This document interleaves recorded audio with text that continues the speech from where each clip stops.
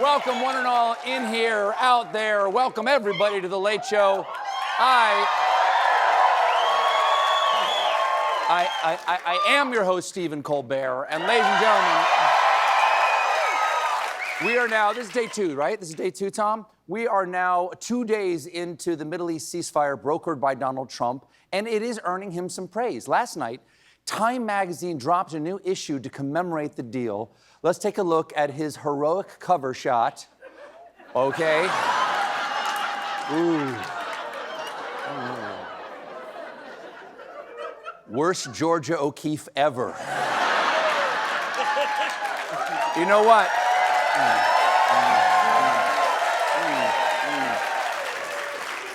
You know what, Yvonne, can we see that again?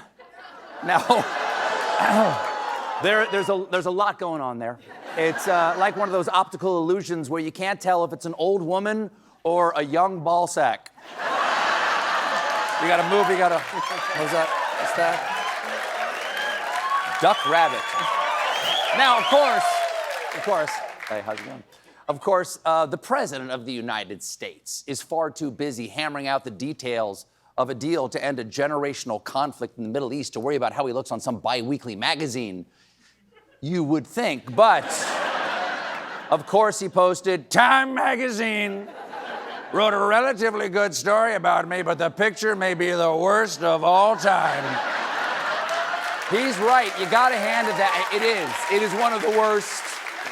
One of the worst of all time. Why didn't Time magazine just use one of his beautiful NFTs? Like the one of him solving horse crimes, or the one where he has an extremely casual attitude toward highway safety, or this classic portrait of Trump's high-level summit with King Flaming Space Lion, or you want a flattering photo for the cover of Time? How about this one? Wait, what's that? Yvonne. Wait, hold on, what's that pervert doing there? I mean, take the pervert out. Thank you. Thank you. King Flaming Space Line. Trump returned home today after a summit over in Egypt to coordinate world leaders on the next phase of the ceasefire. French President Emmanuel Macron was there. And as usual, when they shook hands, it got weird. Okay, here we go. Handshake, engage. That's fine. More than enough at this point. Little pat on the arm for each of them. Okay, they're holding hands. They're still holding hands. And a switch grip, little flip. Now a little fist pat right there. He points at the crowd for some reason. Still not letting go. It's getting weird. It's messy. A messy, protracted withdrawal, and Frenchie out, and ta-da! Ta-da. Trump also made things super awkward with Italian Prime Minister Giorgia Meloni. We have a young woman who's, I'm not allowed to say it because usually it's the end of your political career if you say it. She's a beautiful young woman, but I'll take my chances. Where is she? There she is. You don't mind being called beautiful, right? Because you are. That is pure, no, ladies and gentlemen, that is pure diplomacy. Madam Prime Minister, with all due respect, you are hotter than Jessica Rabbit in a burger bikini. Would you? Any chance you want to be my fourth wife? We could call you Melonia. Wouldn't even have to change the towels. Wow. Trump returned to Washington to find he still had the same neck and no government. And it has been, it's 2 weeks. It's 2 weeks of the no government, right? It's been 2 weeks and there's no end in sight. Yesterday, Speaker Mike Johnson said this. We're barreling toward one of the longest shutdowns in American history. And the government is shut down indefinitely, yeah. So like any building that sits unused this time of year, the Capitol is now a spirit Halloween. There's no great deals. Great deals. Take the kids, get a big skeleton. There's no denying that the shutdown has gotten fugly. Trump has started firing people, and no agency has gotten it worse than the CDC, where late Friday night, Health and Human Services Secretary RFK Jr. dismissed more than 1,000 scientists, doctors, and public health officials. I mean, between Doge and this, who even works at the CDC anymore? My two ravens. Okay. Now, they're saying some of the CDC firings were what they're calling mistakes. But these cuts have hit teams that investigate disease outbreaks and manage infectious disease responses, leading one former CDC official to say, CDC is over, it was killed. Killed? Was it Tylenol?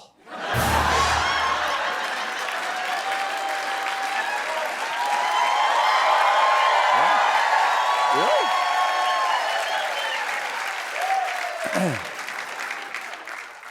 No, it wasn't.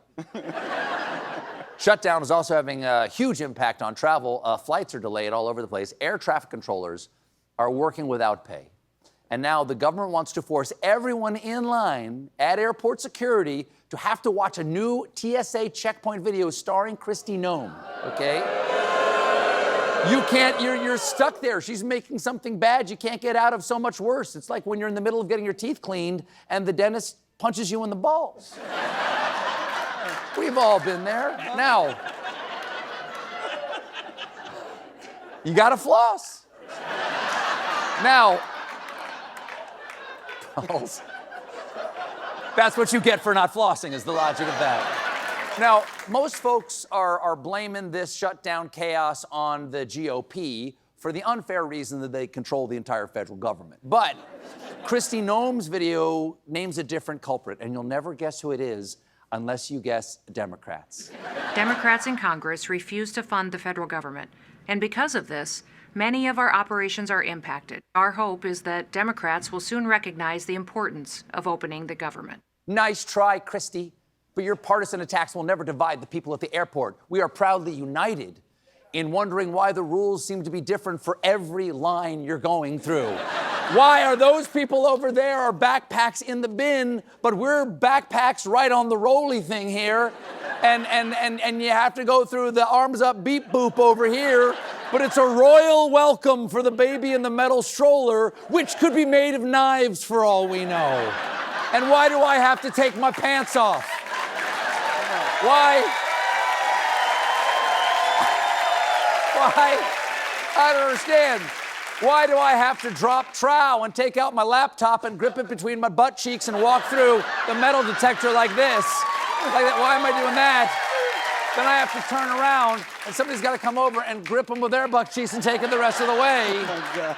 The whole time I'm thinking, why did I spring for the 13-inch? Now speaking, should have gone with the Air Book. Air Book. Speaking of government abuse, it's been a week since Donald Trump sent National Guard troops to Chicago, and the optics of the military in American cities is really bad. And Trump is all about optics, which is why his administration got upset about this photo that went viral of the Texas National Guard arriving in Chicago. Look, I don't think we should be sending troops to Chicago, but if we are, it makes sense that we're sending the most Chicago-ass-looking dudes I have ever seen. Those guys looks like they were conceived in the third inning of a Cubs game. They look like they were born Chicago Breach, which means mustache first. They look like their names are Duh and Bears. Now look, I don't... Air Book. Now, I don't know these guys. I don't know how much they bench. And I don't think you can judge people's physical fitness based on a picture. But Pete Hegseth does. Because after this photo went viral, people pointed to his statement last month that he no longer wanted to see fat troops and fat generals and admirals. Well, sure, he only wants to see big, strong leaders who could birth a 10-pound baby out of their waddle.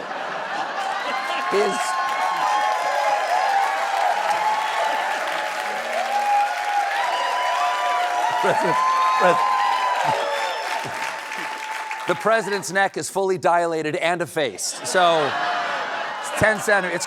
It's crowning. So, wow. We're all adults now. So it makes sense. Stop. We got more jokes. So, It makes sense. It makes sense that shortly after that photo of the soldiers getting off the transport there made rounds, the Texas National Guard announced they had replaced members who did not meet military physical standards. Yes, the military has very high physical standards. Just ask Pete Hegseth.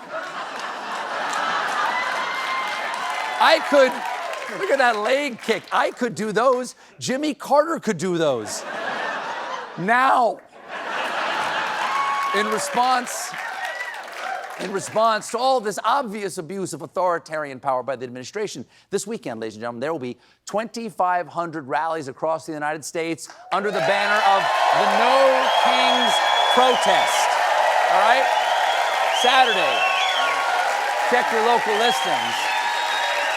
No Kings, yes. It's No Kings, or as the Republicans are calling it, This Hate America rally that they have coming up for October 18th. This is about one thing and one thing only: a Hate America rally. Hate America? It's No Kings. America does not like kings. There are only 3 good kings in America: Gail, Stephen, and Berger.